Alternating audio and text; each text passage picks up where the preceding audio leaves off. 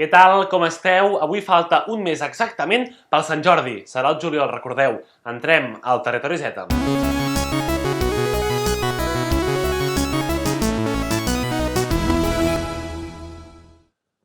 Avui, segurament, moltes i molts esteu pendents de la revetlla de Sant Joan, dels petards, dels focs artificials. Recordeu, sempre amb les mesures d'higiene i de precaució necessàries en temps de coronavirus, però nosaltres volem mirar endavant, al futur, perquè el 23 de juliol arribarà la celebració de Sant Jordi, que es va suspendre fa uns mesos a causa de la pandèmia i també del confinament. Volem repassar algunes de les mesures de com serà aquest Sant Jordi futur al juliol, perquè, evidentment, tampoc serà com el coneixíem fins ara. D'entrada, anem cap a Barcelona, perquè hi haurà moltes menys parades del que estàvem acostumats. N'hi haurà entre 200 i 300.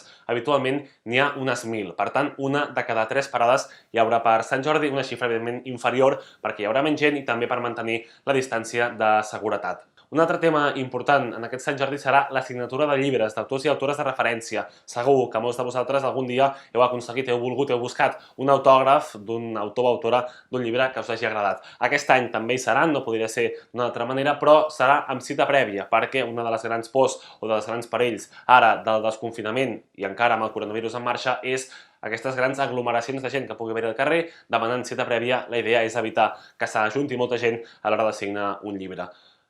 Aquest model és el que hi haurà a Barcelona, a la capital, on es preveu que hi hagi més gent de cara al Sant Jordi, però el que es decideixi aquí s'exportarà, es portarà cap a altres capitals catalanes o altres ciutats del país per també poder fer aquest Sant Jordi diferent. A més, també, és important tenir en compte que es preveu que hi hagi potser uns circuits de gent que caminin pel carrer per evitar que ens creuem de cara amb altres persones i alhora per poder mantenir aquesta distància d'1,5 metre que és imprescindible aquests dies encara que estiguem al carrer. El que encara no està clar és qui podrà posar parades al carrer. Sabeu que habitualment n'hi ha d'esplais i caus, de col·lectius, de botigues, d'estudiants, de gent que busca uns calés de cara a l'estiu. Enguany no està clar qui les podrà posar, però sembla que la preferència serà per les editorials, les llibreries i també per les floristeries. I una altra de les protagonistes grans, sens dubte, del Sant Jordi són les roses. D'entrada, heu de saber que fa 2 mesos, el 23 d'abril, es van vendre 600.000 roses a domicili, el doble del que estava previst. Es pensava el gremi de floristes, la gent que ven flors, que se'n vendrien 300.000, al final van ser 600.000.